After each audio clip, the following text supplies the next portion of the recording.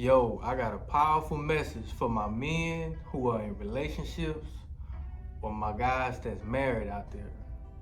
If you find yourself in this type of situation, please listen to this. If you found out that your spouse was cheating on you with a best friend or anybody, I know that shit hurts. It's really a betrayal, man. It cut real deep, man. It cut real deep. And I know if you going through this right now, or if you went through this before, then you know like that sick feeling where you feel like, man, you lost everything, man. And you want to seek revenge, man. You want to get revenge on that woman or that guy that she cheated on you with. And sometimes you may even resort or want to resort to violence just as a way of getting back, bro. But man, let me tell you, violence is only going to lead to more pain, more anger, and more destruction, man. You really gonna put yourself in a position where you're in something that you can't get out of. And it can end up real bad for you, man. And you haven't lost everything. It's just in your mind that you think you lost everything. But you gotta change your mindset. And I bring this up because my woman just received a call not too long ago from one of her family members that her nephew is in ICU fighting for his life. And we didn't know what happened. We knew that the nephew got shot. We didn't know why. We didn't know what the circumstances was behind that up until recently. So let me just give you a brief rundown, man. So this guy, man, he's a fairly young guy. He's only 30 years old.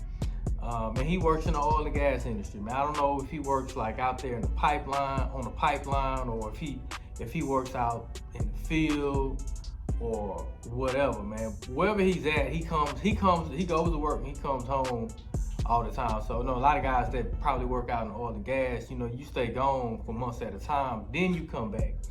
And I know a lot of oil and gas wives are known to cheat on their husbands too, because they just gone so long, man. Same with the military, not all, but in a lot of cases, you know what I mean? And so his wife, she don't work, and therefore she's pretty much just a stay-at-home wife. But the thing is, she don't have kids. So they're married, but they don't have kids together. Let's just call the nephew Mike for the sake of this story, right? And Mike has a best friend who he's been really close with for many, many years. And of course, that's Mike's best friend. So of course, Mike's wife is going to know the best friend. Y'all probably see where I'm going with this. Y'all see where I'm going with this story? So Mike began to get suspicious that his wife was cheating on him. He started knowing, and this is how it always, not always, but in many cases, guys, you start to notice little things with your woman. You start noticing different attitude changes, different routines, different, just the whole vibe and the energy is off. When you with someone for a while, man, y'all have like that connection, that chemistry where you can kind of feel when something is off. So the first thing Mike noticed was a man's t-shirt in his bedroom where him and his wife sleeps.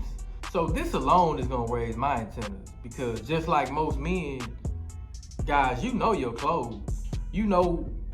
Like for example, for myself, I buy certain types of t-shirts. So most of my t-shirts is gonna be the same brand. I don't buy any brand of t-shirt. So if I find a shirt in my room and it's a t-shirt, I can look at that shirt tag and know if this is a shirt, or hell, look at the damn size, man. But just say you the same size as the dude who really left that shirt on your floor, was the same size, what type of shirts you wear, man. So anyway, that was the first thing Mike found. Mike found a shirt, and to be honest with you, right then and there, I don't care married or not. I find another man's shirt in my room, oh, the relationship is over. It's done. But Mike gave his wife the benefit of the doubt. Even still, now Mike had to have had a lot of love for his woman to give her the benefit of the doubt like he did. Another red flag Mike caught was that he came home early from work one day and he walked in the house without his wife knowing, and his wife was on the phone with someone. So Mike didn't let his presence be known, and his wife didn't really know that he was at the house yet at this time. And so he heard that his wife was on the phone with someone, and he didn't really know who at the time. And so then he made his presence be known to his wife, and he can hear that it was a male's voice on the phone that she was talking to. So immediately Mike took the phone from his wife and was like, shit, who is this? Guess who it was? It was Mike's best friend. So Mike's best friend proceeds to say, hey man, I was just calling your wife, man, because I was trying to get in touch with you, but you wasn't picking up your phone, man. So I called your wife to see when you was gonna come home, whatever. And so Mike like, nah, man, I don't have missed phone calls on my phone. Like, bro, you didn't call me. So naturally, Mike let his best friend know that I don't have no missed calls from you. And so after they ended the phone call, he kind of looked at his wife in a suspicious kind of way. Like what? Like, you was on the phone with Mike for a little minute, I mean, and you can look at the phone and see how long you've been talking to somebody on that call. So y'all was talking about more than just where I was at, you know what I mean? At this point in time, Mike is, it just don't smell right. Just all over. It don't smell right, man. So Mike decided to place hidden cameras in his house. Technology nowadays, they have hidden cameras you can put on a clock on the wall, man. So Mike put these cameras up in the living room and especially in the bedroom. So Mike goes to work the next day and starts to look at the cameras. Someone visits Mike's home. It's a male. Not only is it a male, but it's Mike's best friend. Mike's best friend is in his house while he's at work. Mike don't know that this man is at his house. He's sitting on Mike's couch with Mike's wife sitting right next to the best friend. So some touchy-feely, flirty stuff starts going on, and then Mike sees his wife get up and sits in Mike's best friend's lap. Now Mike is watching all this on camera, and it's a shock, but it ain't a shock. But when you sitting there watching it, I can only imagine the thoughts that was going through Mike's head.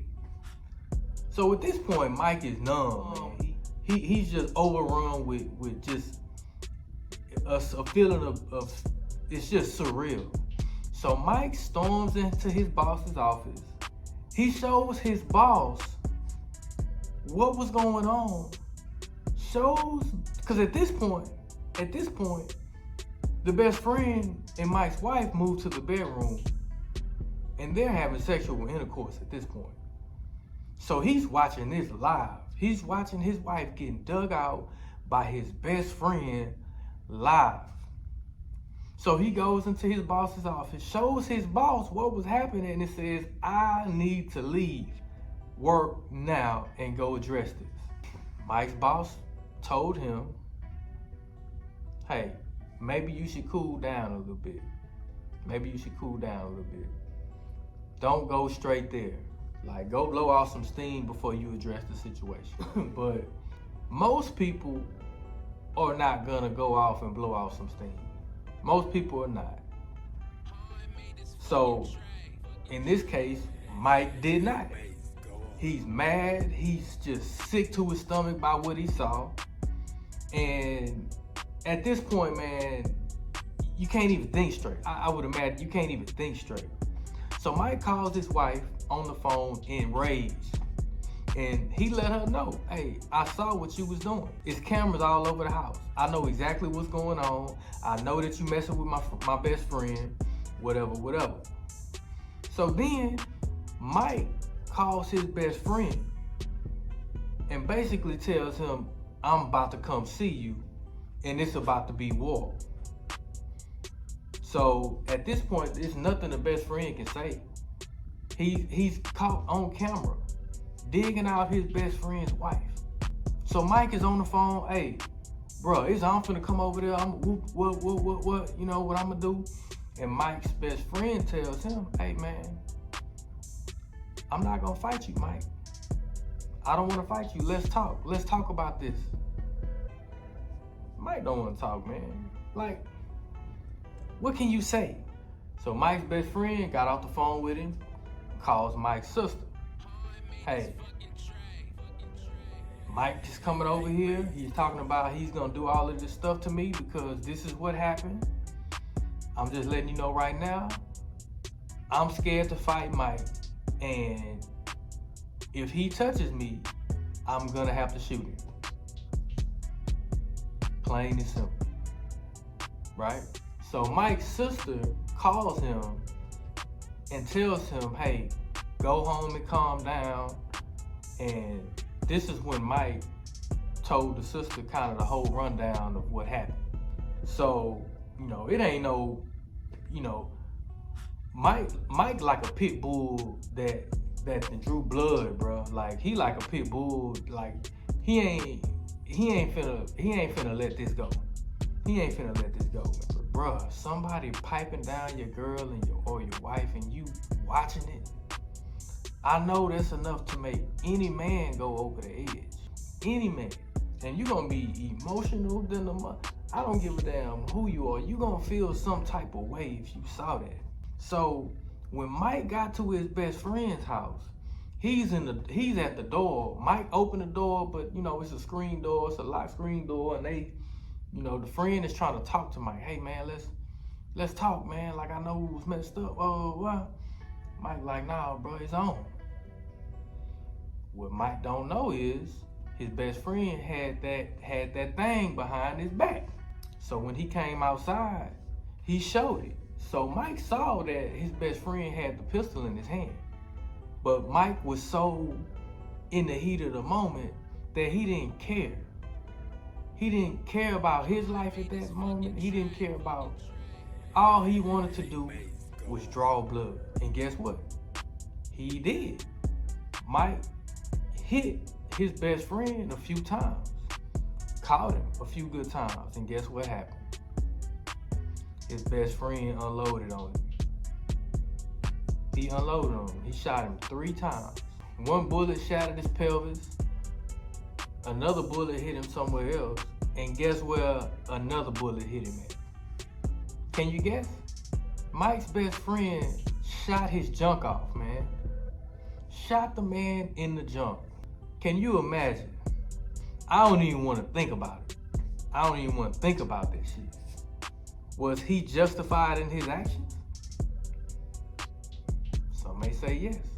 But the price was too high to pay. It was too high of a price for Mike to pay for him to drive all the way over there to another man's home and attack him in front of his home, even though that man slept with his wife. So Mike is laying in a hospital bed right now. He was in a coma for several days, but he woke up from his coma. His family stays in another state, but they all came down and they all went to the hospital to be with Mike, because he has a pretty big family. Mike has a lot of people that love him, right? Some of his family went looking for Mike's wife to ask some questions. But she's nowhere to be found. She didn't go to the hospital to check on Mike. She was nowhere at the house. She was nowhere to be found. But we all probably know where she is. So as days have went by and Mike is recovering in the hospital, probably not even knowing that part of his manhood is shot off, his wife that was cheating still didn't visit. Which is probably the best thing for her to do right now, which is to not visit, because her safety could be compromised. And guess what? While Mike is laying in that hospital with his manhood shot off, guess where his wife probably be right now? Getting dug out by the best friend. Now, Mike reacted how most men would act. He reacted how most men would react in a situation like this. So you may or may not have been through a similar situation. And it's hard to say what you will and won't do in the heat of the moment, especially when it's not just any woman, man. It ain't just a girlfriend you've been with for 3 months. This is your wife. But even with this level of disrespect, guys, even on this level of betrayal, you must walk away. You must walk away. Guys, I know how hard this can be. I know how hard this is. And I know that you feel like your heart is just ripped into a million pieces, bro. But you must walk away. And it's easier said than done. I know this. I've been through situations in my own life that I'll talk about one day. Maybe on the next show I will. Let's just say Mike went somewhere to cool down, like his boss suggested, like his sister suggested. And then he went home after he's cooled down a little bit. And not only did he go home, but he pulled up to the house in a big ass moving truck. And he went into the house and just started packing his shit. Put it in the back of the truck, went, got a storage unit, put all his shit in the storage unit, and probably stayed at a hotel and an Airbnb for a while until he was able to go and find his own place, right? Or find another place, because Mike made good money. So he could probably afford to do these kinds of things.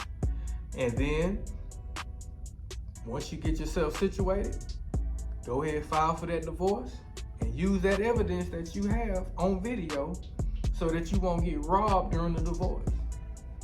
And move on with your life and never speak to that woman which was his wife or his so-called best friend ever again.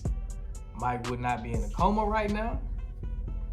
He would still have his manhood and could move on to get another chick. But it's going to be a challenge now for you to find another chick with part of your manhood shot off. And I pray that they able to fix that. But I'm just saying, come on, man. The price you paid was too high. It was too high. And the way Mike's friend aimed and intentionally shot him in the jump so that Mike could never be intimate with his wife again, even if somehow, some way they made up. He wanted to make sure Mike would never have a chance again to take that woman. And he knew by shooting a man in his jump that would never happen again. That's some evil shit to do. Be careful who you call your friends, guys. Be careful on who you decide to wife up. Because many times, fake ass friends will leave clues that they fake. Fake ass women will leave clues that they're fake. That's why I have a 5-year rule. And I'll explain that in an upcoming video. So stay tuned to that. But think about that story, guys.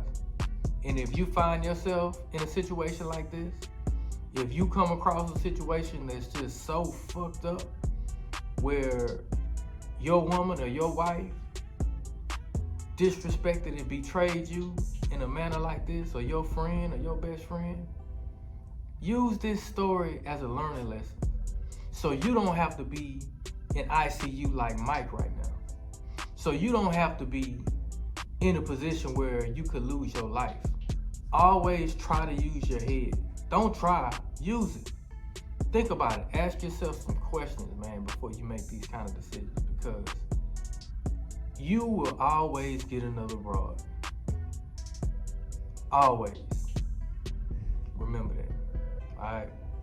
I'm going to holler at y'all the next time, man.